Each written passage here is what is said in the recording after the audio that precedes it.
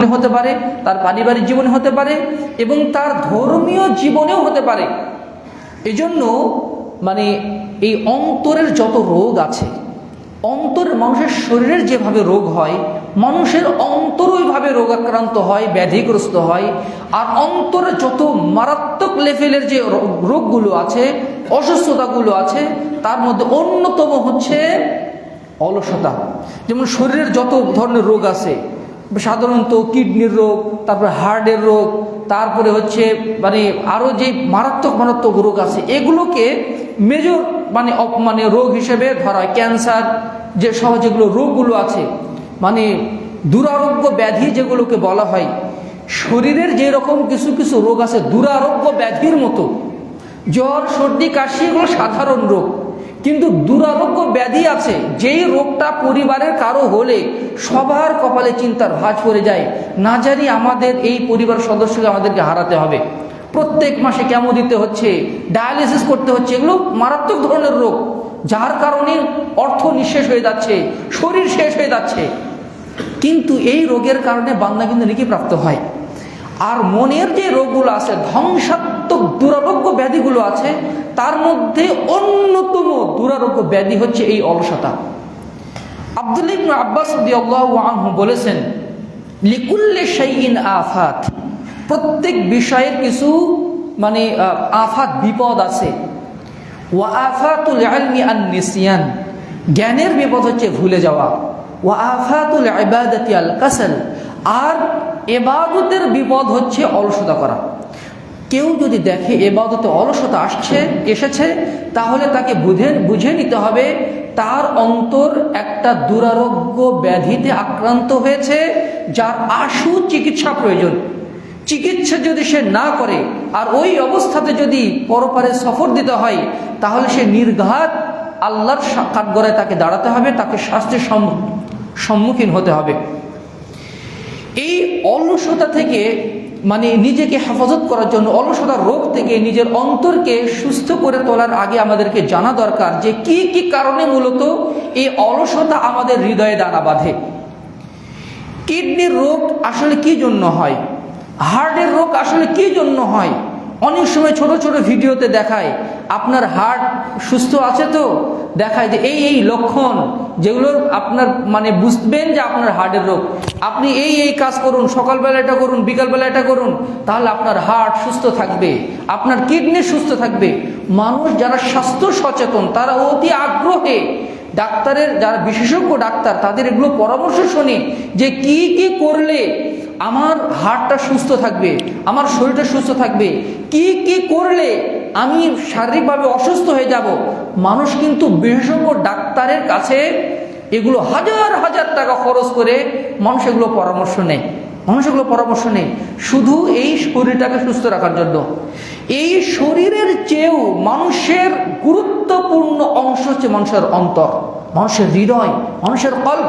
এটা যদি সুস্থ থাকে আর শরীর যদি একদম শুকে যদি কাটো হয়ে যায়, কোনো সমস্যা নেই, বিনিময়ে আল্লাহর কাছে উজরত নেকি পাওয়া যাবে। কিন্তু অন্তরটা যদি অসুস্থ হয়ে যায় আর বাহ্যিকভাবে জিম করে আর অনেক কিছু খাওয়া দাওয়া, পুষ্টিকর খাবার খেয়ে এই শরীরটাকে যতই নাদুস নুদুস করা হোক না কেন, আর যতই হ্যান্ডসাম করে তোলা হোক না কেন, অন্তর যদি ওই রোগে আক্রান্ত হয়ে যায়, তাহলে এই শরীরের কোনোই মূল্য নেই। ইন্নাল্লাহা লা ইয়ানজুরু ইলা সুওয়ারিকুম ওয়া আমওয়ালিকুম ওয়ালাকিন ইয়ানজুরু ইলা কুলুবিকুম ওয়া আমালিকুম। আল্লাহ তাআলা তোমাদের চেহারা সুরতকে দেখেন না, কে ফর্সা, কে ধলা, কে কালো, আর কার স্বাস্থ্য কত সুন্দর, কে উঁচু, কে লম্বা, আর কে কত সুন্দর, আর কার গায়ের জামা সুন্দর, সমাজে স্ট্যাটাস কার বেশি আছে, সমাজের মর্যাদা কার বেশি আছে, কার ব্যাংক ব্যালেন্স বেশি আছে। আল্লাহ এটা দেখেন না। আল্লাহ কি দেখেন? ওয়ালাকিন ইয়ানজুরু ইলা কুলুবিকুম ওয়া আমালিকুম। তোমাদের হৃদয়ে লালিত ওই তাকওয়ার দিকে দেখেন, তোমাদের হৃদয়ের দিকে আল্লাহ তাআলা দেখেন, এই হৃদয়ে কোনো অসুস্থ রোগ আছে কিনা, এখানে তাকওয়া আছে কিনা, এখানে ঈমান আছে কিনা। এই ক্যান্সার যদি হয়ে যায়, অন্তরে ক্যান্সার, এই অলসতা যদি চলে আসে, আমাদের অন্তর আস্তে আস্তে মৃত্যুর দিকে যাত্রা করতে শুরু করে। এই অলসতার মোটা দাগে 6টা কারণ আছে, যেই কারণগুলোর মাধ্যমে মানুষের অন্তরে এই অলসতার রোগের দানা বাঁধে। প্রথম কারণ হচ্ছে পাপাচার, পাপ করা, যে কোনো ধরনের পাপ, সাগিরা গুনাহ থেকে কাবিরা গুনাহ, কাবিরা গুনাহ বেশি ধ্বংসাত্মক। যখনই মানুষ কাবিরা গুনাহ করে ফেলে, একদম তার পেটের ভিতরে একটা ছুরি চালিয়ে দিলে সে যেভাবে জখম হয়ে যায়, কোনো রাস্তায় যদি একজন কোনো ডাকাত যদি তাকে এসে একদম উপর্যুপরি কয়েকটা ছুরি আঘাত করে, সে শারীরিকভাবে রক্ত ঝরে, অসুস্থ হয়ে যায়। মানুষ যখন কাবিরা গুনাহ করে তার অন্তর করে এরকম একটা আঘাত আসে, তার অন্তরটা ক্ষত বিক্ষত হয়ে যায়, তার ট্রিটমেন্ট করতে হয়, তাওবা করতে হয়, তাওবার মাধ্যমে ট্রিটমেন্ট করতে হয়, কোরআন তেলাওয়াতের মাধ্যমে ট্রিটমেন্ট করতে হয়, আল্লাহর কাছে দোয়া ইস্তেগফারের মাধ্যমে ট্রিটমেন্ট করতে হয়। কিন্তু পাপ যদি বাড়তেই থাকে আর সে যদি তার চিকিৎসা না করে, তাহলে তার অন্তরটা ভোগাক্রান্ত হয়ে যায়, সেখানে অসুস্থতার জীবাণু প্রবেশ করে এবং তার অন্তরকে একদম ছেয়ে ফেলে। এই জন্য যে কোনো ধরনের পাপ কাজ হয়ে যাওয়ার সাথে সাথেই তওবা করাটা ফরজ, পাপ থেকে বিরত থাকা ফরজ, আর পাপ হয়ে গেলে সাথে সাথে ওই পাপ থেকে তওবা করাও ফরজ। 2 নাম্বার কারণ হচ্ছে অন্তরে এই অলসতার জীবাণু প্রবেশ করার, সেটা হচ্ছে গাফলাতি। গাফলাতি হচ্ছে কোনো কিছুতে গাফেল হয়ে থাকা। যেমন মনে করেন যে আপনি বাসায় বের হয়েছেন, এই সামনের পকেটে রেখেছেন, এখানে রেখেছেন 50,000 টাকার একটা বান্ডিল, এখানে একটা 50,000 টাকার বান্ডিল নিয়ে আপনি গুলিস্তানে ঘোরাফেরা করছেন, আর গাফেল আপনি। আপনার পকেটে একদম উপর পকেটে যে একটা আইফোন আছে, আপনি খেয়াল করছেন না, আপনি ঘোরাফেরা করছেন, বাসায় এসে দেখবেন যে আপনার পকেটে আইফোন নেই, আপনার পকেটের টাকাও নেই। কেন এটা হলো? আপনি গাফেল ছিলেন। গাফিল থাকার কারণে মূলত ওই আইফোনটা যত যত্নশীলতার সাথে রাখার দরকার ছিল, আপনি ওটাতে গাফিল ছিলেন। ধরুন আপনি একদম একটা জনাকীর্ণ জায়গাতে গাড়িটা পার্কিং করে রাখলেন, আপনার গাড়ির পিছনে আপনি একটা ল্যাপটপ রেখে দিয়েছেন, একটা আইফোন রেখে দিয়েছেন, আর গ্লাসটা খুলে রেখে গেছেন। তাহলে কি হবে? আপনি মার্কেট টার্গেট করে এসে দেখবেন আপনার ওই মূল্যবান জিনিসগুলো হাওয়া হয়ে গেছে। কেন হয়ে গেল? আপনি গাফেল ছিলেন। এই যে মানুষের অন্তরের গতিবিধির দিকে লক্ষ্য করা, আমার জীবন আখেরাতের পথে চলছে, আমার মাধ্যমে কোনো ভুল কাজ হয়ে যাচ্ছে না তো, আমার মাধ্যমে নেকির কাজগুলো হচ্ছে তো, আমি কি শয়তানের তাবেদারি করছি নাকি আল্লাহর দাসত্ব করছি, এই বিষয়গুলোর ব্যাপারে যদি মানুষ সচেতন না থাকে, তাহলে মূলত সে গাফেল। গাফেল হওয়ার কারণেই মূলত মানুষের জীবন কোন দিকে যাচ্ছে, তার ঈমান চুরি হয়ে গেল কিনা, তার অন্তর উপরে শয়তান দাসত্ব কায়েম শয়তান রাজত্ব কায়েম করলো কিনা, তার কোনো ভাবলেশীন সে খেয়ালই রাখছে না। এই গাফলাতে যদি কারো ভিতরে আসে, তাহলে এটাও তার অলসতার তার অন্তরে অলসতার এই জীবাণু প্রবেশ করার অন্যতম একটা কারণ। 3 নাম্বার কারণ হচ্ছে অধিক ঘুম। অধিক ঘুম এবং অধিক খানাপিনা করা, অধিক ঘুমের কারণে মানুষের ভিতরে অলসতার দানা বাঁধে, মানুষের দেহ অলস হয়ে যায়। আহার নিদ্রা ভয় যত করো তত হয়। মানুষ যতই ঘুমাবে, কেউ যদি দিনে 10 ঘন্টা 12 ঘন্টা করে যদি ঘুমায়, ওর শরীর তো আর শরীর থাকার কথা না, ও তো ইবাদত বন্দেগি করতে ওর শরীর তো এমনিতে দুর্বল হয়ে যাবে। যে পর্যাপ্ত ঘুম, আল্লাহ তাআলা ঘুমকে মানুষের জন্য ঘুমের ব্যবস্থা করেছেন রাত্রেবেলা, কিন্তু দেখা যাচ্ছে সে সারা রাত ধরে জেগে আছে, আর সকালবেলা এমন ঘুম দিল একদম 10টা 12টা 11টা পর্যন্ত সে ঘুমাচ্ছে। তাহলে এর দুনিয়াবী জীবনও ক্ষতিগ্রস্ত হবে, আখিরাতের জীবনও ক্ষতিগ্রস্ত হবে। কিন্তু দুঃখজনক হলেও সত্য যে ঢাকার অধিকাংশ মানুষের লাইফস্টাইল এইরকমই। তাদের সন্ধ্যা হয় 12টার দিকে, আর রাত হচ্ছে ঘুমানোর সময় হয় তাদের 3টার দিকে, তাদের ঘুমানোর সময়। এরপরে গুলিস্তান কি বলে, এই আমি তো আগে পুরান ঢাকা থাকতাম, আমাকে অদ্ভুত লাগতো যে রাতের বেলা মানুষের খাওয়া দাওয়া, তারপরে হোটেলের এমন চলাফেরা দেখলে মনেই হবে না যে এখন রাত 12টা বাজে বা রাত 1টা বাজে, দেখলে মনেই হবে না, বলে কেমন মনে সন্ধ্যা হলো এইরকম লাগে। অথচ এটা একটা অভিশপ্ত লাইফস্টাইল, যে লাইফস্টাইলে আমরা অভ্যস্ত হয়ে গেছি। পাশ্চাত্য থেকে আমদানি করে লাইফস্টাইল আমাদেরকে শেখানো হয়েছে যে রাত জাগো আর সকালবেলা ঘুমাও। সকালবেলা ঘুমানো মানে জীবনের বরকত থেকে নিজেকে বঞ্চিত করে ফেলা। বলছি না যে সকালে ঘুমানো না জায়েজ, কিন্তু সকালবেলা যারা নিয়মিত ঘুমাবে তারা অবশ্যই অবশ্যই জীবনের বরকত থেকে বঞ্চিত হয়ে যাবে। এই দিক মানে অধিক ঘুম, সকালবেলার ঘুম, তারপর অধিক খানা পিনা করা, বাসায় খানা পিনা করার পরেও আবার যেতে হবে মানে কোনো বুফে যেতে হবে, আবার রেস্টুরেন্ট যেতে হবে, আবার খাইতে হবে। এই অধিক খাওয়া দাওয়া মানুষকে অসুস্থ করে ফেলে। দেখবেন যে আমাদের শরীরে যত রোগ ব্যাধি দানা বাঁধে অধিকাংশ কারণ হচ্ছে অধিক খাওয়া দাওয়া। রাসূল সাল্লাল্লাহু আলাইহি লাইফস্টাইলের যুগে যদি আমরা দেখতাম, এখন যারা আধুনিক ডক্টর তারা তো এটাই মানে আমাদেরকে শেখান যে খেতে হবে কম পুষ্টিকর খাবার, অর্গানিক খাবার খেতে হবে, কম করে খেতে হবে। আর আমরা যা ইচ্ছা শুধু স্বাদ লাগলেই হলো, শুধু স্বাদ মুখে কেমন টেস্ট লাগছে এটাই হচ্ছে মানে মানে দেখার বিষয়। স্বাদ লাগছে তো খাচ্ছি, একদম টুটি পর্যন্ত খাচ্ছি, যাচ্ছে না কোক মেরে আবার ভিতরে আবার দিয়ে কোক মেরে আবার খাওয়ার জন্য আবার জায়গা তৈরি করে নিচ্ছি। এইদিকে বোরহানি চলছে, এইদিকে খাবার চলছে, যেন খাবারটা আরো বেশি খাওয়া যায়। এটা কিন্তু আসলে মুসলিমদের বৈশিষ্ট্য না। রাসূল সাল্লাল্লাহু আলাইহি সাল্লাম এক পেট খাইতে বলতেন, এক পেট পানি, আর পেটের অর্ধেক মানে আর 3 ভাগের 1 ভাগ তিনি খালি রাখতে বলতেন শ্বাস প্রশ্বাসের জন্য। দেখবেন যেই দিন রাতে আপনি বেশি খাবেন ওই দিন ফজরে উঠতে আপনার কষ্ট হবে, আর উঠলেও দেখবেন যে আপনি যেরকম মানে প্রাণবন্ত থাকা উচিত ওই রকম থাকতে পারছেন না। রাতে যদি বেশি খাওয়া হয়ে যায়, রাতে যত কম খাওয়া হবে, হালকা খাবার খাওয়া হবে, রাতের ইবাদতে তত মানে মানে অ্যাক্টিভনেস মানে অ্যাক্টিভিটি মানে পাওয়া যাবে, অন্যভাবে ফজর সালাতটাও সুন্দরভাবে আদায় করা যাবে। এই জন্য অধিক ঘুম এবং অধিক খাওয়াও মানুষের অলসতা অন্যতম একটা কারণ। বেশি ঘুমালে বেশি খেলে বেশি ঘুম আসবে, এটাই স্বাভাবিক। 4 নম্বর কারণ হচ্ছে অধিক দীর্ঘ আকাঙ্ক্ষা, অধিক বেঁচে থাকার আশা। যাদের ভিতরে অধিক বেঁচে থাকার আশা আছে তাদের মাধ্যমেই অলসতা হয়, তারাই মানে তওবা করতে ঢিলেমি করে, অলসতা করে। যাদের দেখবেন যে ফিউচার প্ল্যানিং করে মানুষ, 20 বছর পরে কি হবে, 50 বছর পরে কি হবে, সে যে কালকেই মৃত্যুবরণ করতে পারে, এই চিন্তা ভাবনার থেকে আমরা যতই বিরত থাকি আমাদের জীবনটা মানে ততই দীর্ঘ মানে স্বপ্ন দেখতে শেখাই। মুমিনরা দেখে হচ্ছে আখিরাতের স্বপ্ন দেখে, ওই স্বপ্ন দেখে তারা। কিন্তু যারা প্রকৃত মুমিন তারা কখনোই জীবনকে নিয়ে এত কিছু ভাবে না যে আমার এত ব্যাংক ব্যালেন্স আমাকে করতেই হবে, আমার এটা করতে হবে, আমার সেটা করতে হবে। হ্যাঁ, অবশ্যই একটা চিন্তা থাক মানে আশাটা অস্বাভাবিক না, কিন্তু ওই চিন্তা যেন মৃত্যুকে ভুলে না দেয়।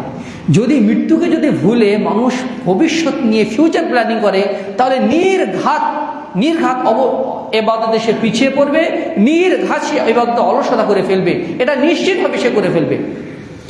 5 নম্বর কারণ হচ্ছে অলস ব্যক্তিদের সাথে ওঠা বসা করা। যারা নিয়মিত সালাত আদায় করে না, জামাতের সাথে সালাত আদায় করে না, এদের সাথে মিশলে তাদের বৈশিষ্ট্য নিজের ভিতরে অটোমেটিক্যালি চলে আসবে। যারা নিয়মিত মাসবুক হয় এদের সাথে মিশলে জামাত মিস হবে। যারা ফজরের সালাত আদায় করে না এদের সাথে মিশলে রাতে আড্ডা দিতে দিতে ও সালাত মিস আদায় করছে, আমিও করে ফেলবো। যারা অলস ইবাদতের ক্ষেত্রে, যারা মানে তাদের ক্যারিয়ারই অলস না, ক্যারিয়ারের ক্ষেত্রে অলস না, দেখা যায় সকালবেলা মানে সে মানে সময় মতো সে অফিসে যেতে পারে, একদম 6টার দিকেও যদি অফিস হয় সে অফিসে যাবে, অফিসের কাজগুলো সুন্দরভাবে সে পারফর্ম করবে, আবার মানে বসের সে মনও মানে অর্জন করবে। কিন্তু ইবাদতের ক্ষেত্রে সে অলস, আসলেই অলস। ওই ক্ষেত্রে সে মানে অ্যাক্টিভ হতে পারে, কিন্তু আল্লাহর কাছে তো সে অলস। এর সাথে যত মেশা হবে আমার আপনার জীবন ততই অলসতার ঘোর অমানিসায় ঢেকে যাবে। এই জন্য এই অলস ব্যক্তিদের সঙ্গ সাধ্য অনুযায়ী ত্যাগ করা উচিত। হ্যাঁ, তাদের সাথে মিশতে হবে একটা সীমার মধ্যে, আর তাদের সাথে মেশা যাবে কি তাদেরকে মানে আল্লাহর পথে আনার জন্য তাদের সাথে মেশা যাবে। নয়তো যারা অলস, যারা প্রবৃত্তি পূজারী, যারা পাপাচারী নিয়মিত অভ্যস্ত, তাদের সঙ্গ ত্যাগ করাই হচ্ছে মুমিন বান্দার জন্য নিরাপদ। আর 6 নম্বর যে কারণটা বলবো, 6 নম্বর হচ্ছে অধিক আরামপ্রিয়তা এবং বিলাসিতা। অধিক আরামপ্রিয় মানুষ যদি হয় আর অধিক বিলাসী জীবনযাপন করে তাহলে তার মধ্যে অলসতা চলে আসবেই। এই 6টা কারণে মূলত মানুষের মধ্যে অলসতা আসে। এইবার আসুন যে এই অলসতা থেকে বাঁচার আমরা 12টি উপায় আলোচনা করব। প্রথম উপায় হচ্ছে অলসতা থেকে বাঁচার জন্য আল্লাহর কাছে কায়মনো বাক্যে প্রার্থনা করতে হবে, দোয়া করতে হবে। পৃথিবীর কোনো মানুষ নিজের কর্ম প্রচেষ্টা দিয়ে, নিজের হিম্মত দিয়ে, নিজের কর্মস্পৃহা দিয়ে কখনোই অলসতা থেকে নিজেকে মুক্ত করতে পারবে না, যতক্ষণ না আল্লাহ তাআলা তার প্রতি দয়া করবেন, আল্লাহ তাআলা তাকে সহযোগিতা করবেন। আল্লাহর সহযোগিতা ছাড়া কোনো মানুষের অলসতা থেকে মুক্ত হওয়ার কোনো সুযোগ নেই। সহিহুল বুখারীর হাদিস, আনাস ইবনে মালিক রাদিয়াল্লাহু আনহু বলছেন, সহিহুল বুখারীর 2093 নম্বর হাদিস, যে রাসূলুল্লাহ সাল্লাল্লাহু আলাইহি ওয়াসাল্লাম যখন খায়বার যুদ্ধে তিনি তিনি যাবেন, সফরের প্রাক্কালে তিনি তালহা ইবনে উবাইদুল্লাহ রাদিয়াল্লাহু আনহুকে বললেন, তালহা, আমার জন্য একজন খাদেম নিয়ে আসো যে সফরে আমার খেদমত করবে। তো তালহা আমাকেই ধরে আনলেন, আমাকেই নিযুক্ত করলেন যে তুমি আনাস ইবনে মালিক, তুমি আল্লাহ রাসূলের সাথে এই সফরে তুমি আল্লাহ রাসূলের খেদমত করবে। আল্লাহ রাসূলের পানি এনে দেওয়া, আল্লাহ রাসূলের কি খাবেন তার সব কিছু খেদমত বলতে যেটা আমরা বুঝি যে রাসূলের খেদমত একটা মহা সৌভাগ্যের ব্যাপার। এই আনাস ইবনে মালিক রাদিয়াল্লাহু আনহু বলছেন যে আমি রাসূল সাল্লাল্লাহু আলাইহি ওয়াসাল্লাম তো একদম সব সময় লেগে থাকতাম, আমি এমন কোনো সময় আল্লাহ রাসূলকে দেখতাম না একটা মঞ্জিল পার হয়েছেন আর একটা দোয়া পড়েননি। তিনি এই দোয়াটা পড়েননি, আমি তাকে এইরকম দেখিনি। দোয়াটা কি? আল্লাহুম্মা ইন্নী আউযু বিকা মিনাল হাম্মি ওয়াল হাযানি ওয়াল আজজি ওয়াল কাসালি ওয়াল জুবনি ওয়াল বুখলি ওয়া দালা'আদ দাইনি ওয়া গালাবাতির রিজাল। আমি যখনই দেখতাম তুমি ঘোড়াতে উঠছেন এই দোয়া পড়ছেন, নামছেন এই দোয়া পড়ছেন, একটু হেঁটে যাচ্ছেন এই দোয়া পড়ছেন, একটু বাঁক নিচ্ছেন রাস্তার এই দোয়া পড়ছেন, আমি তিনি যখনই সুযোগ পাচ্ছেন এই দোয়াটা পড়ছেন। অলসতা থেকে বাঁচার দোয়া। এই দোয়াতে কি আছে? আল্লাহুম্মা ইন্নী আউযু বিকা মিনাল হাম্মি, হে আল্লাহ আমাকে পেরেশানি থেকে মুক্তি দান করুন। পেরেশানি, যে কোনো ক্ষেত্রে পেরেশান। ওয়াল হাজানি, হে আল্লাহ দুশ্চিন্তা থেকে আমাকে মুক্তি দান করুন, আমি দুশ্চিন্তা থেকে আপনার কাছে পানা চাই। ওয়াল আজজি, হে আল্লাহ আমি অক্ষমতা থেকে আপনার কাছে পানা চাই, শারীরিক অক্ষমতা, মানসিক অক্ষমতা, যাবতীয় অক্ষমতা থেকে আপনার কাছে পানা চাই। ওয়াল কাসালি, হে আল্লাহ অলসতা থেকে আপনার কাছে পানা চাই। ওয়াল জুবনি, হে আল্লাহ আপনার কাছে কাপুরুষতা থেকে পানা চাই। ওয়াল বুখলি, আমি আপনার কাছে পানা চাই কৃপণতা থেকে। ওয়া দালা'আদ দাইনি, ঋণের বোঝা থেকে। ওয়া গালাবাতির রিজাল, মানুষের জবরদস্তি থেকে। মানুষ আমাকে একটা ধমক দিয়ে যাবে আর মানুষ সবার সামনে আমাকে অপমান করে ফেলবে, মানুষের জবরদস্তি থেকে হে আল্লাহ আপনার কাছে পানা চাই। আরেকটা বর্ণনা এসেছে ওয়াশামাতাতিল আদা, শত্রুর হাসি থেকে। আপনার শত্রু আপনার একটা বিপদে পড়ে হাসতেছে, আপনাকে এটা খুবই মর্মপীড়া দিবে, আমার বিপদে পড়ে সে হাসতেছে, হে আল্লাহ এটা থেকে আপনার কাছে পানা চাই।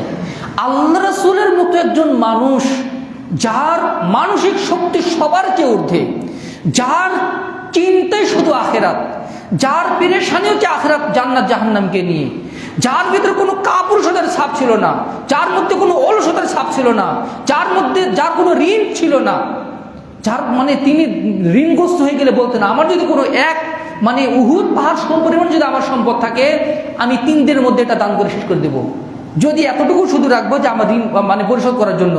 এই মানুষটা যখনই সুযোগ পাচ্ছেন রাসূল সাল্লাল্লাহু আলাইহি ওয়াসাল্লাম আল্লাহর কাছে পানা চাচ্ছেন, কি বলে অলসতা থেকে। ব্যাপারটা কত সিরিয়াস, ব্যাপারটা কতই গুরুত্বপূর্ণ। অলসতা থেকে আমি আপনি দিনে কয়বার আমরা চাই? রাসূল তো এক সফর দিনে কতবার বলে ফেলেছেন, আর আমি আপনি কয়বার করে আল্লাহর কাছে বলি আল্লাহ অলসতার এই রোগ থেকে আপনি আমাকে পানাহ দান করুন। আমরা কি বলি? অথচ সকাল সন্ধ্যার নিয়ম হচ্ছে সকাল সন্ধ্যা এই দোয়াটি পাঠ করা উচিত।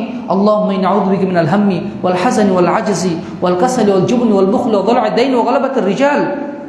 আল্লাহ সাল্লাল্লাহু আলাইহি ওয়াসাল্লাম একদিন মুআয ইবনে জাবাল রাদিয়াল্লাহু আনহুকে বলছেন, ইয়া মুআয ওয়াল্লাহি ইন্নী লা উহিব্বুক, ইয়া মুআয ওয়াল্লাহি ইন্নী লা উহিব্বুক, হে মুআয অবশ্যই নিশ্চয়ই আমি তোমাকে ভালোবাসি।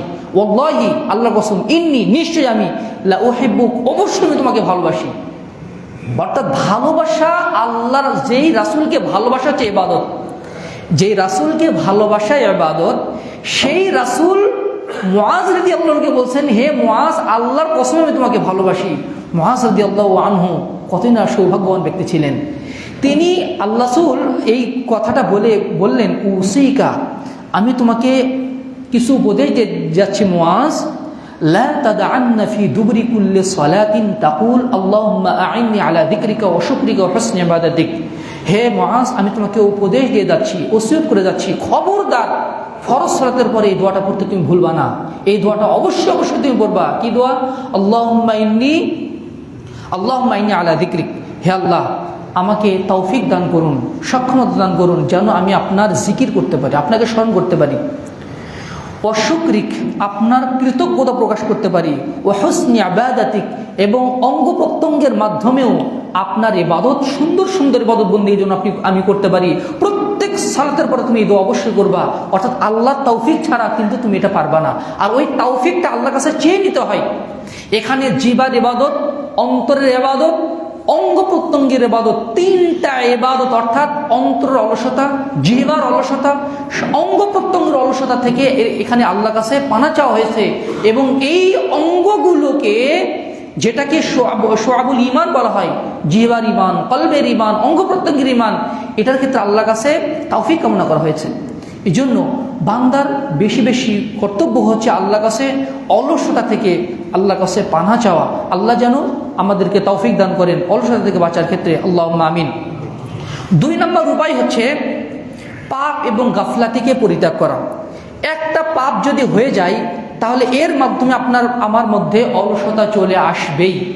সেই পাপ যখন অন্তরে হয়ে যায়, অন্তরের উপরে যখন পাপের প্রভাব বিস্তার করে, অন্তর তখন দুর্বল হয়ে যায়। যেমনভাবে মনে করুন যে আপনার শরীর মারাত্মকভাবে অলস হয়েছে, একদম ক্যালসিয়ামের অভাব, ভিটামিনের অভাব, রক্ত শূন্যতা দেখা দিয়েছে। এই শরীর নিয়ে আপনি একজন সুস্থ মানুষের মতো জীবনযাপন করতে পারবেন না, এটা স্বাভাবিক। যার শরীরে অনেক ঘাটতি আছে, ক্যালসিয়ামের ঘাটতি আছে, তারপরে অন্যান্য যেগুলো অবশ্যই প্রয়োজন শরীরের জন্য, সেগুলো যদি ঘাটতি থাকে শরীরটা দুর্বল হয়ে যাবে। রোগাক্রান্ত ব্যক্তি, যার জ্বর, প্রচণ্ড জ্বর, সে হাঁটতেও পারে না, কারণ শরীরটা দুর্বল। যারা বৃদ্ধ মানুষ, শরীরটা দুর্বল হওয়ার কারণে দাঁড়িয়ে সালাত করতে পারছেন না, দীর্ঘক্ষণ কিয়াম করতে পারছেন না। মানুষের অন্তর যদি দুর্বল হয়ে যায়, মানুষের শরীরও দুর্বল হয়ে যায়।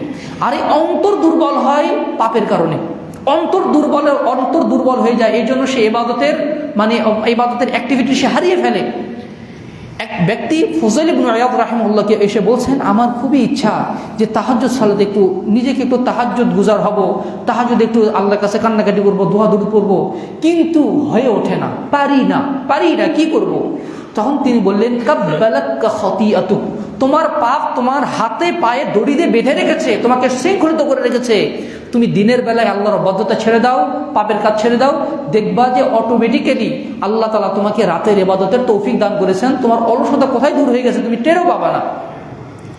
হারামুন আলাল কুলুবি তুসিবা হালাওয়াতাল ঈমান, কোন অন্তরের উপরে এটা হারাম যে সেই ঈমানের স্বাদ আস্বাদন করবে আর সে দুনিয়ার প্রতি আসক্ত থাকবে, এটা সম্ভব নয়। মানুষ যখন পাপের কাজ করে তখন তার ভিতরে অলসতা চলে আসবেই। এক সালাফ বলছেন, হরিমতু কিয়ামাল লাইল বিযামবিন আযনাবতুহু সিত্তাতা আশহুরিন, আমি একটা পাপের কারণে 6 মাস রাতের তাহাজ্জুদ থেকে বঞ্চিত হয়েছি, একটা পাপের কারণে। মানুষ যখন বেশি বেশি পাপ করবে, তার ভিতরে যখন বেশি বেশি গাফলাতে হয়ে যাবে, তখন তার মধ্যে অলসতা আসবেই। কোরআন তেলাওয়াতের ক্ষেত্রে তার অলসতা আসবে, সকাল সন্ধ্যার জিকির আজকার করতে সে ভুলে যাবে, অলসতা আসবে। কোনো দোয়া করতেও সে ভুলে যাবে, বাথরুমে ঢোকার দোয়া সে পড়তে ভুলে যাবে, তারপর খানা পিনার দোয়া পড়তে সে ভুলে যাবে। সে একটা ঘেরাটোপে আটকে যাবে শয়তানের পক্ষ থেকে, যেটা আগত। মানুষ যত বেশি পাপ করবে, দুনিয়াবী জীবন তার জীবনটা তার জন্য তত সংকুচিত হয়ে যাবে। একটা মানুষকে যদি চারদিক থেকে যদি চেপে ধরা হয়, তার জীবনটা যেমন সংকুচিত হয়ে যায়। মানুষ যখন পাপের কাজ করে, আল্লাহর রহমত তার উপরে রহমত উঠিয়ে নেওয়া হয়, রহমত কমিয়ে দেওয়া হয়, সে সে সংকুচিত জীবনযাপন করে। এই জন্য পাপ যত কমানো যাবে, অলসতা থেকে ততই বিরত থাকা যাবে, অলসতা থেকে ততই মুক্তি পাওয়া যাবে পাপ এবং গাফলাতি। 3 নাম্বার, 3 নম্বর উপায় হচ্ছে নেফাকি থেকে নিজেকে মুক্ত রাখা। নেফাকি মানে কি?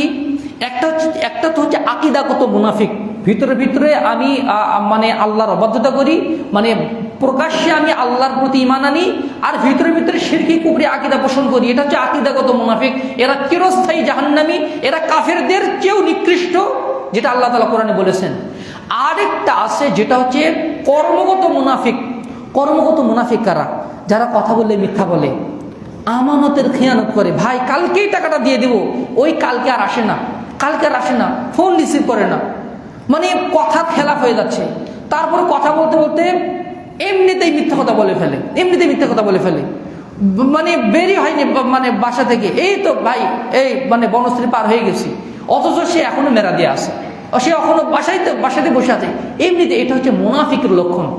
যখনই এমনিতে মাশাআল্লাহ ভালো, এমনি মাশাআল্লাহ খুব সুন্দর করে কথা বলে, কিন্তু যেই না ঝগড়া হয় মুখ দিয়ে ফায়সা কথা বের হয়, এটা মুনাফিকের আলামত এটা। আর কি? তার কাছে যদি কিছু আমানত রাখা হয়, সেটা কথার আমানত হোক, সেটা দায়িত্বের আমানত হোক, সে খেয়ানত করে ফেলে। আবার সে সালাতের পরে গাফলাতি করে। এগুলো বৈশিষ্ট্য যদি কারো ভিতরে থাকে, তাহলে সে যেন মনে করে নেয় সে একজন মুনাফিক, সে একজন কর্মগত মুনাফিক। মুনাফিকের একটা বৈশিষ্ট্য তার মধ্যে আছে। এগুলো থেকে যদি তিনি বিরত না থাকেন, এগুলো থেকে যদি আমি বিরত না থাকি, তাহলে আমি অলসতা থেকে কখনোই বাঁচতে পারবো না। রাসূলুল্লাহ সাল্লাল্লাহু আলাইহি ওয়াসাল্লাম বলেছেন, মান সাররাহু আইয়ালকাল্লাহা গাদান মুসলিমান ফালইউহাফিজ আলা হাউলাইস সালাওয়াত হাইসু ইউনাদা বিহিন্না। যে ব্যক্তি কিয়ামতের দিন আল্লাহর সাথে মুসলিম হিসেবে সাক্ষাৎ করতে চায়, সে যেন 5 ওয়াক্ত সালাত এই মসজিদে আদায় করে, যেখানে আযান দেওয়া হয় জামাতের সাথে সালাত আদায় করে। এই আব্দুল্লাহ ইবনে মাসউদ রাদিয়াল্লাহু আনহু বলছেন, আল্লাহ রাসূলের যুগে কেউ জামাতের সাথে সালাত থেকে পিছিয়ে থাকতেন না, ইল্লা মুনাফিকুন মা'লুমুন নিফাক। একদম চিহ্নিত মুনাফিক ছাড়া কেউ জামাতের সাথে সালাত থেকে নিজেকে বিরত রাখতেন না। যারা চিহ্নিত মুনাফিক, যাদের মুনাফিক হওয়ার ব্যাপারে সবাই জানে ও একজন মুনাফিক, সেই শুধু জামাতের সাথে সালাত আদায় করা থেকে বিরত থাকে। যার মধ্যে ফজরের সালাত, এশার সালাত এগুলো জামাতে তাকে পাওয়া যায় না, তাহলে সে একজন মুনাফিক। রাসূলুল্লাহ সাল্লাল্লাহু আলাইহি ওয়াসাল্লাম বলেছেন, লাইসু সালাতুন আসকালু আলাল মুনাফিকি মিনাল ফজর ওয়াল ইশা। মুনাফিকের উপরে সবচেয়ে ভারী সালাত হচ্ছে ফজর এবং এশার জামাতে হাজির হওয়া। লাউ ইয়ালামুনা মা ফীহিমা লাআতাউহুমা ওয়ালাউ হাবওয়া। যদি মুনাফিকরা জানতো যে ফজর এবং এশার জামাতে হাজির থাকার মধ্যে কত কল্যাণ আছে, ফজর এবং এশার জামাতে হাজির না থাকার মধ্যে কি সর্বনাশ হয়েছে, তাহলে তারা হামাগুড়ি দিয়ে হলেও মসজিদে এসে হাজির হয়ে যেত। আব্দুল্লাহ ইবনে মাসউদ রাদিয়াল্লাহু আনহু বলছেন, আমাদের যুগে যারা নেককার পরহেজগার মানুষ ছিলেন, তারা যদি অসুস্থ হয়ে যেতেন, 2 জনের কাঁধে ভর করে হলেও তারা মসজিদে জামাতে এসে হাজির হতেন। এক একটা জামাতে হাজির হওয়া মানে শয়তানের বিরুদ্ধে এক একটা পারমাণবিক যুদ্ধে বিজয় হওয়ার মতো। আমি যদি 1 ওয়াক্ত সালাত যদি জামাত মিস হয়, ওই ওয়াক্তেই আমি শয়তান আক্রমণের শিকার হবই হব। রাসূলুল্লাহ সাল্লাল্লাহু আলাইহি ওয়াসাল্লাম বলেছেন, মা মিন সালাসাতিন ফি ক্বরিয়াতিন ওয়ালা ফি বাদউইন লা তাকুমু ফীহিমুস সালাহ ইল্লা ইস্তাহওয়াযা আলাইহিম শাইতান। 3 জন লোক যদি কোনো মরুভূমিতে থাকে অথবা কোনো বিজন প্রান্তরে থাকে, তারা যদি জামাতের সাথে সালাত আদায় না করে, তাহলে শয়তান তাদের উপরে বিজয়ী হয়ে যায়, আর তারা হয়ে যায় শয়তানের বাহিনীর লোক। আলা ইন্না হিজবাল্লাহি হুমুল আল্লাহ ইন্না হিজবাশ শাইতান। তারা হয়ে যায় শয়তানের মানে বাহিনীর লোক। এরা শয়তানের চেলাচামুন্ডা, এরা শয়তানের বাহিনীর লোক, যারা জামাতের সাথে সালাত আদায় করতে পারে না। এবার আপনি নিজেকে প্রশ্ন করে দেখি তো, যে 5 ওয়াক্ত সালাত আমি জামাতের সাথে আদায় করতে পারছি কি না। আমাদের খাবার যদি হারাম হয়ে যায়, এটাও মুনাফিকের একটা লক্ষণ। খাবার হারাম হলে কিন্তু ইবাদতও কবুল হয় না, ইবাদতে অলসতা আসে, আবার দোয়াও কবুল হয় না। এই যে দেখেন গাজাতে মানুষ মরছে, কি দুর্ভিক্ষ, আল্লাহ তাদেরকে হেফাজত করুন। যে মানুষের যে কত বিপদ, মানুষ দোয়া করতেছে, দোয়া কবুল হচ্ছে না। এটার অন্যতম যতগুলো কারণ আছে দোয়া কবুল না হওয়ার, তার অন্যতম কারণ হচ্ছে মানুষের হারাম খাদ্য। মানুষের হারাম খাদ্য, মানুষের হারাম খাদ্যের মাধ্যমে সে তার দোয়াটাকে আটকে রেখেছে, দোয়া কবুল হচ্ছে না। ওই যে একজন ব্যক্তি যে সফরে আসে, যে সফরে থাকলে অবশ্যই দোয়া কবুল হয়, হাত তুলে দোয়া করলে আল্লাহ তাআলা ওই হাত কখনোই ফিরে দেন না। হাত তুলে দোয়া করছে খোলা খোলা আকাশের নিচে, একদম বিধ্বস্ত অবস্থায়, অথচ আল্লাহ তাআলা তার দোয়া কবুল করছেন না। তার গায়ের পোশাক হারাম, খাবার পানীয় হারাম, পেটের মানে সব কিছু তার হারাম, দোয়া কবুল হচ্ছে না। এই জন্য এটাও একটা কারণ। সুতরাং 5 ওয়াক্ত সালাতের ব্যাপারে যার পরনায় সিরিয়াস থাকা আবশ্যক, আবশ্যক। 5 ওয়াক্ত সালাতের ব্যাপারে সালাফগণ এত সিরিয়াস থাকতেন। সিরিয়ার একজন গভর্নর তিনি বলছেন, আমি আমার জীবনে মাত্র 2 ওয়াক্ত সালাত একাকী আদায় করেছি। যখন তার বয়স 90 বছর, তিনি বলছেন, আমি আমার জীবনে মাত্র 2 ওয়াক্ত সালাত একাকী আদায় করেছি। আমার মনে হয়েছে 2 ওয়াক্ত সালাতই আমি আদায় করিনি। একাকী আদায় করেছেন জীবনে মাত্র 2 ওয়াক্ত সালাত। তাদের জীবনের লাইফস্টাইলটা কেমন ছিল। আরেকজন মানে তাবিঈ, তিনি মানে স্বর্ণকারের কাজ করতেন। স্বর্ণকারের কাজ করতেন তো মানে স্বর্ণের উপরে হাতুড়ি মেরে তো একটা শেপ দিতে হয়। হাতুড়িটা যেই না উঠিয়েছেন আর আজান শোনা গেছে, এই হাতুড়ি দিয়ে আর ওটাতে আঘাত করতেন না, ওইভাবে রেখে মসজিদে চলে যেতেন, ওইভাবে রেখে মসজিদে চলে যেতেন। আরেকজন সালাফ বলছেন, আমি আমার জীবনে মাত্র একদিন আমার জামাত ছুটেছে, ওই দিন যেই দিন আমার মা মৃত্যুবরণ করেছিল। আমার মায়ের জানাজা এবং দাফন কাফন সম্পন্ন করতে গিয়ে আমি আসরের সালাতটার জামাত ছুটে ফেলেছিলাম। সাইদুল মুসাইয়্যিব রাহিমাহুল্লাহ বলছেন, আমার 30 বছর, কোনো বর্ণনা রয়েছে 40 বছর এমনভাবে কেটেছে, যখন মুয়াজ্জিন আজান দেয় তখন আমি মসজিদে জামাতের জন্য হাজির থেকেছি। সুবহানাল্লাহ বিহামদিহি। আল্লাহ তাআলা তাদেরকে জান্নাত দিবেন তো কাকে জান্নাত দিবেন? তারাই তো সোনালী মানব, তারাই তো স্বর্ণালী যুগের সোনালী মানব। আমরা যদি তাদের মতো একদম 100% নাও হতে পারি, কিন্তু তাদের মতো হওয়ার চেষ্টাটাও কিন্তু আমরা করব না। মুনাফিকি থেকে বাঁচার সবচেয়ে বড় মাধ্যম হচ্ছে 5 ওয়াক্ত সালাতের আপনি আমাকে সিরিয়াস হতে হবে। দেখবেন যে অনেক মুনাফিকি নিজের ভিতর থেকে ছুটে গেছে, অনেক মুনাফিকি নিজের ভিতর থেকে দূর হয়ে গেছে। এবার শুন, 4 নাম্বার হচ্ছে ইবাদতের প্ল্যান করা, টার্গেট ভিত্তিক ইবাদত করা এবং মনোযোগী হৃদয় নিয়ে ইবাদতে আত্মনিয়োগ করা। টার্গেট করা যে আমি এই সপ্তাহের ইনশাআল্লাহ 1 ওয়াক্ত সালাতও আমি জামাত ছাড়া পড়বো না। মনে করুন যে ধরুন যে আপনি কোন একটা কাজে আটকে গেছেন, জামাত মিস হয়ে গেছে, মসজিদে আসলেন, কেউ সালাদে করেছে, ভাই আসেন তো আমি জামাত ছুটে গিয়েছে, আপনি আমার সাথে সালাদাই করেন। তাকেও আপনি জামাতে সামিল করে নিজের জামাতের সবটা নিকিটা অর্জন করতে পারবেন। আবার মনে করুন যে আপনি বাসায় চলে আসছেন, স্ত্রীকে বলবেন যে আসো, মানে তুমি তো সালাদাই করেছো, আমার সাথে আবার সালাদাই করো। ছেলে আসে, তুমি সালাদাই করছো, আশাই করছো, আমার সাথে আবার আদায় করো, যেন আমিও জামাতের সাথে সালাদ আদায় করার নিকিটা পেয়ে যাই। একাকী যেন সালাত না হয় এবং একটা প্ল্যান যেন থাকে। দেখবেন যে আপনি যখনই প্ল্যান করবেন, আমরা কিন্তু এবার মানে ব্যবসার ক্ষেত্রে প্ল্যান করি যে এই মাসের মধ্যে আমাকে এটা করতে হবে, আগামী 1 বছরের মধ্যে আমার ব্যবসাটাকে এই পর্যায়ে নিয়ে যেতে হবে। আমাদের কিন্তু অনেক প্ল্যান থাকে, এটা ক্ষতিকর বলছি না, কিন্তু ইবাদতের ক্ষেত্রে প্ল্যান থাকাটাও আবশ্যক। কোনো ক্ষেত্রে ওয়াজিব যে আমি আগামী মানে আমার মাধ্যমে এই গাফলাতিটা বেশি হয়ে যাচ্ছে, আমার মাধ্যমে এই পাপটা বেশি হয়ে যাচ্ছে, ইনশাআল্লাহ দেখি এই কয়েকদিন আমি এই পাপ কাজটা করবো না। আপনি একটা মানে বিষয়টা বলি, আপনি মনে করুন যে ফেসবুকের মাধ্যমে ভালো জিনিস ওয়াজ শুনবেন, ওয়াজের সাথে আরও অনেক কিছু দেখে ফেলবেন, এটা স্বাভাবিক। কেউ মানে স্ক্রলিং করবে আর কোনো বেগান নারী তার চোখের সামনে ভাসবে না, এটা অসম্ভব। আপনি যদি এটা টার্গেট করেন যে আমি আগামী 2 দিন আমি ফেসবুকে ঢুকবো না, আমি ইউটিউবে ঢুকবো না, যত আমার প্রয়োজন থাক, আপনি 2 দিন একটু এইভাবে করেন আর জিকির আজকার করেন, দেখবেন যে আপনি মিরাকল দেখতে পাবেন, মিরাকল দেখতে পাবেন। আর যদি একটা 1 সপ্তাহ কন্টিনিউস করতে পারেন, জীবনকে একটা পর্যায়ে দেখতে পাবেন, আপনি একটা পর্যায়ে দেখতে পাবেন যে আপনি সামাজিক যোগাযোগ পদ্ধতি একদম ডিসকানেক্টেড করে দেন। পৃথিবীর কোথায় কি হচ্ছে না হচ্ছে এটা কিন্তু আমাদের মস্তিষ্কের উপর একটা প্রভাব ফেলে, আমাদের চিন্তা জগতে একটা প্রভাব ফেলে। আমার বন্ধু কি করতেছে, ও কোথায় খেতে গেছে, ও বউকে নিয়ে কোথায় ঘুরতে গেছে, এগুলো কিন্তু আমাদের ইবাদতের ক্ষেত্রে একটা বিঘ্নতা তৈরি করে। আপনি যদি অফলাইনে চলে যান, দেখবেন যে ইবাদতের একটা মানে কোয়ালিটিতে চলে এসেছেন আপনি। হয় কি যে গাড়িতে উঠেই আগে ফোনটা বের হয়, ডেটা কানেকশনটা অন করে শুরু হয়ে যায়, কিন্তু আপনার মন চাচ্ছে যে ফোনটা বের করুন না, আমি এই মুহূর্তে একটু জিকির করব, আমি এই মুহূর্তে একটু কোরআন তেলাওয়াত করব, অ্যাপস থেকে আমি কোরআন তেলাওয়াত করতে পারি অথবা জিকির করতে পারি, একটু মনকে একটু শাস্তি দিয়ে, মনকে একটু টাইট দিয়ে আপনি যদি 2-3 দিন এটা করতে পারেন, দেখবেন যে একটা লেভেল আপনি চলে গেছেন। আর তখন আপনার মন চাবে মাঝে মাঝে আমি এইরকমভাবে অফলাইনে চলে যাই। এটা নিজেকে এই বর্তমান যুগে নিজেকে সাহায্য করা, নিজেকে একটা সঠিক পথে নিয়ে আসার অন্যতম একটা মাধ্যম, যেটা আমি মাঝে মাঝে ফলো করি এবং আলহামদুলিল্লাহ এটার মাধ্যমে একটা ভালো একটা মানে রেজাল্ট পাওয়া যায়। যদি এই ডুবটা দেওয়া, যদি আপনি যারা অনলাইনে বিজনেস করেন তাদের ক্ষেত্রে মানে সেটা ভিন্ন কথা, এটা তাদের ক্ষেত্রে কঠিন হতে পারে, কিন্তু যদি এটা করা যায় তাহলে এটা কিন্তু অনেক ফায়দা দেয়।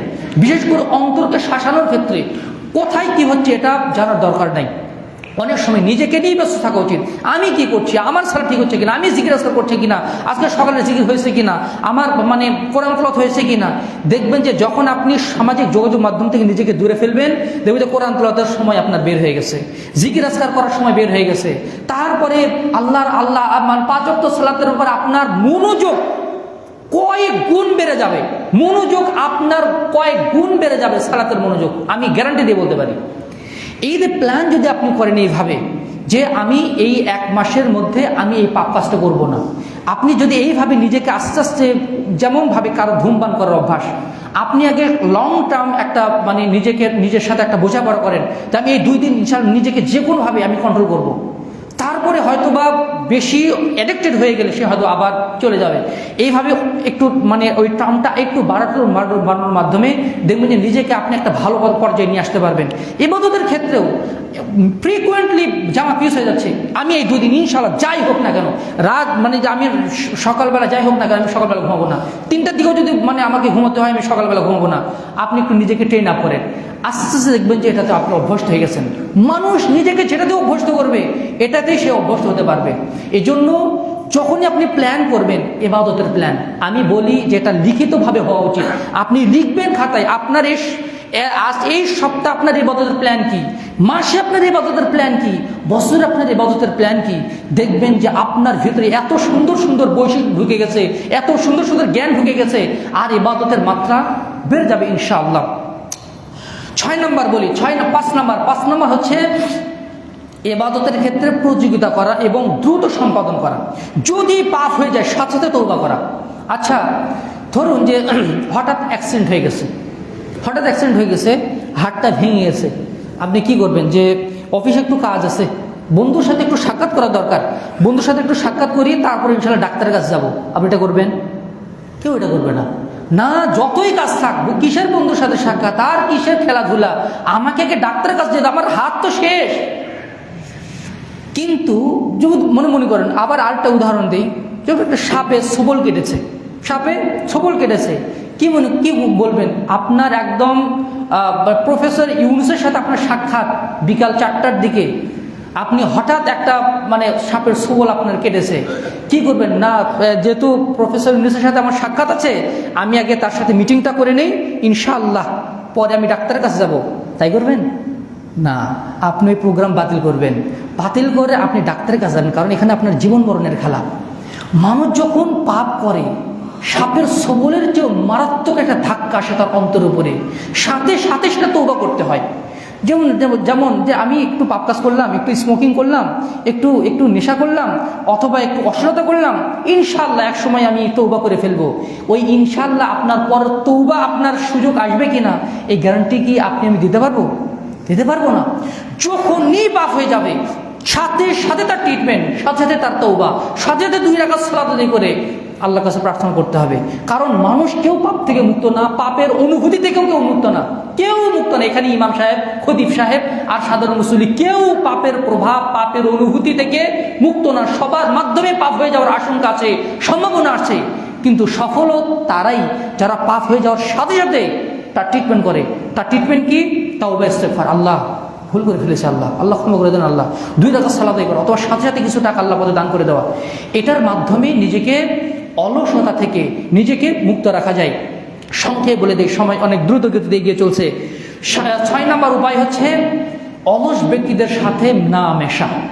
অলস যারা ইবাদতের ক্ষেত্রে অলস, ওই সার্কেলের সাথে আড্ডা কমিয়ে দেওয়া উচিত নিজের আখিরাতের স্বার্থে। 7 নম্বর হচ্ছে মৃত্যুকে বেশি বেশি স্মরণ করা। ভয়ঙ্কর জীবনের চিত্র সবসময় মনের ক্যানভাসে ভাসিয়ে তোলার চেষ্টা করা।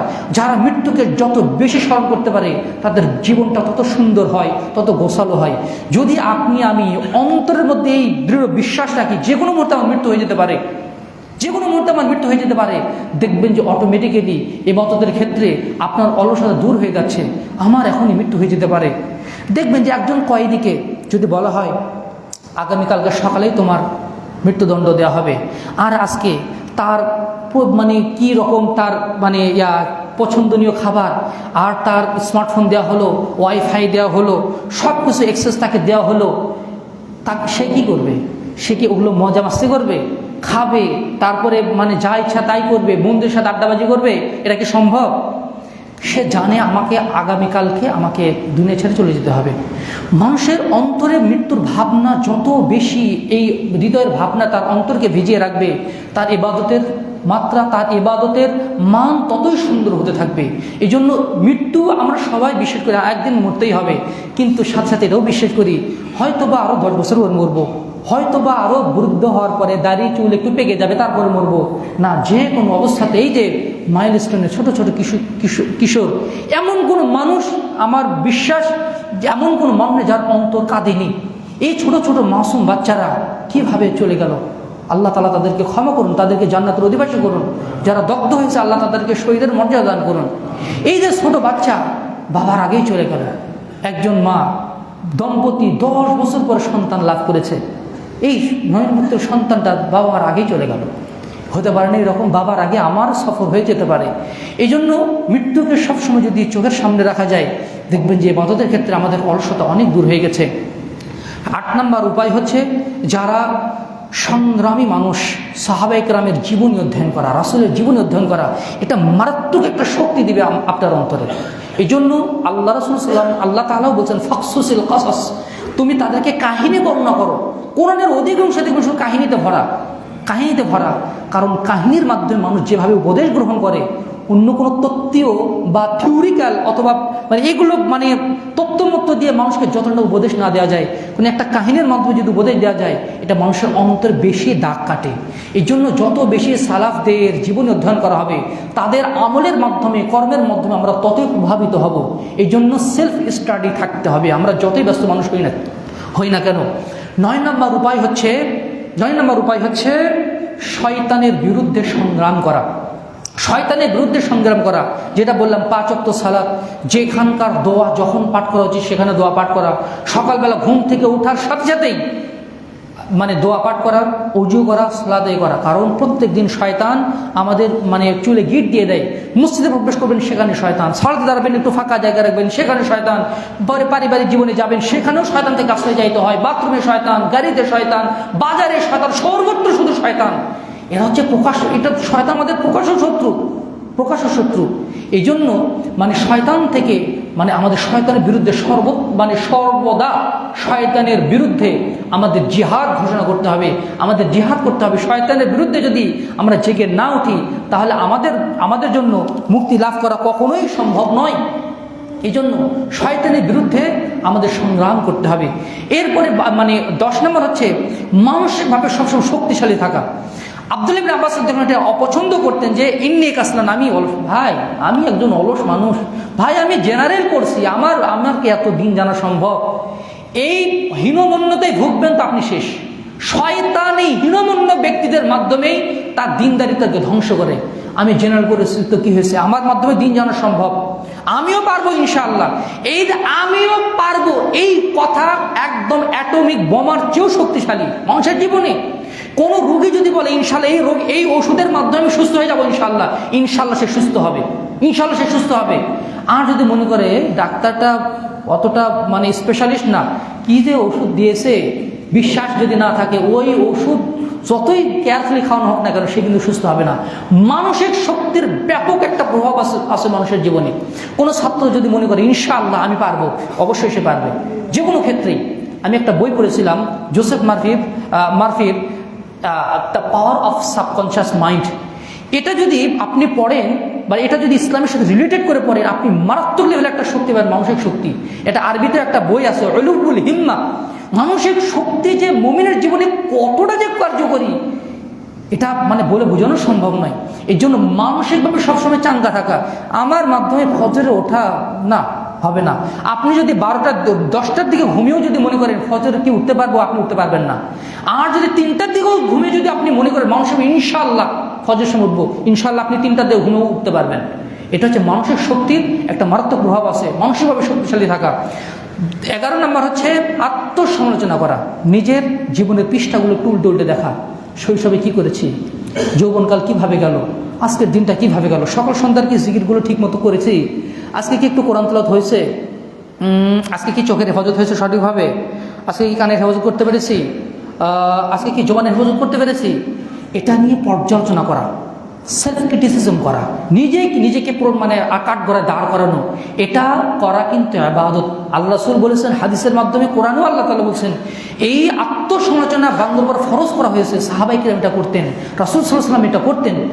আর 12 নম্বর উপায় হচ্ছে নিজেকে শাস্তি দেওয়া, অলসতা থেকে দূর থাকার জন্য নিজেকে শাস্তি দেওয়া। আপনার অধীনস্থ কেউ যদি মানে কোনো অপরাধ করে, দেন কানের উপরে একটা চর, অথবা তাকে একটু শাস্তি দেন। কিন্তু আপনি আমি যদি ভুল করি, আমাকে শাস্তি দেবে কে? নিজেই শাস্তি দেওয়া কখনো কখনো কর্তব্য হয়ে দাঁড়ায়। ওমর ইবনে খাত্তাব রাদিয়াল্লাহু আনহু প্রত্যেক দিন একটা দেওয়ালের সামনে নিজেকে দাঁড়িয়ে নিজে পা মাটিতে মেরে বলতেন, হে ওমর, জান্নাতে যাওয়ার জন্য আজকে কতটুকু আমল করেছো, বলো হে ওমর, জাহান্নাম থেকে বাঁচার জন্য কতটুকু আমল করেছো। নিজেকে ধমক দিতেন, কারণ খলিফাকে ধমক দিবে এমন কোনো ব্যক্তি নাই, খলিফাকে ধমক দেবেন এমন কোনো ব্যক্তি নেই। নিজেকে ধমক দিতেন, আজকে জান্নাতে যাওয়ার জন্য তোমার কতটুকু আমল, আজকে জাহান্নাম থেকে বাঁচার জন্য তোমার কতটুকু আমল। আমরা কি কখনো এটা দেই? নিজেকে ধমক দেওয়া, নিজেকে একটু শাসানো। তিনি একদিন মাগরিবের সালাত জামাতের সাথে আদায় করতে পারেননি একটা ব্যস্ততার কারণে, এমন সময় আদায় করেছেন যখন মানে চাঁদ উঠে গেছে। এই দুঃখে নিজেকে শাস্তি দেওয়ার জন্য 1 খণ্ড জমি দান করে দিয়েছেন, যে জমির তৎকালীন মূল্য ছিল 2 লক্ষ দিরহাম, নিজেকে শাস্তি দেওয়ার জন্য। মাসরুক রাহমাহুল্লাহ, ইব্রাহিম রাহমাহুল্লাহ একদিন তার মা তাকে ডেকেছে, কিন্তু জবাবটা একটু জোরে হয়ে গেছে। কেন আমার মাধ্যমে আমার মায়ের উপরে আমার গলা চলে গেল? একটা গোলাম আজাদ করে দিয়েছে নিজেকে শাস্তি দেওয়ার জন্য।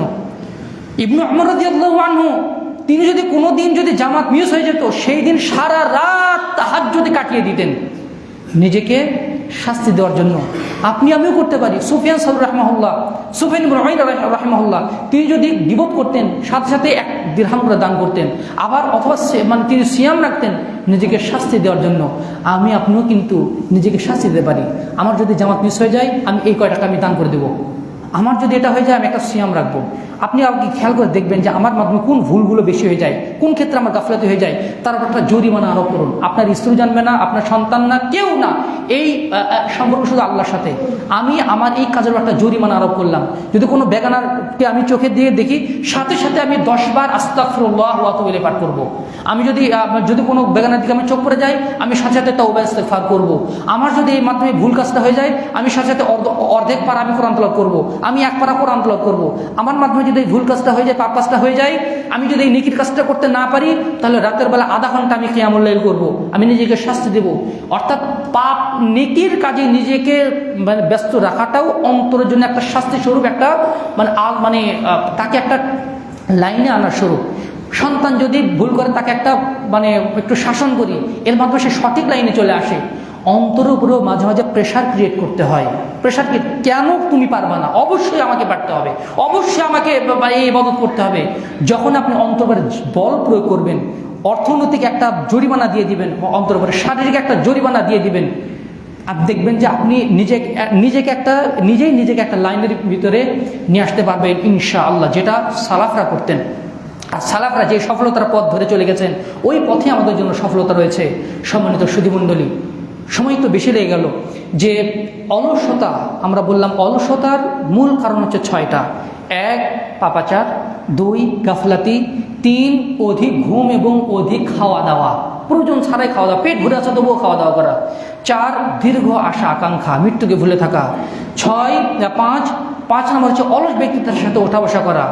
আর 6 নম্বর হচ্ছে অধিক আরামপ্রিয়তা এবং বিলাসিতা।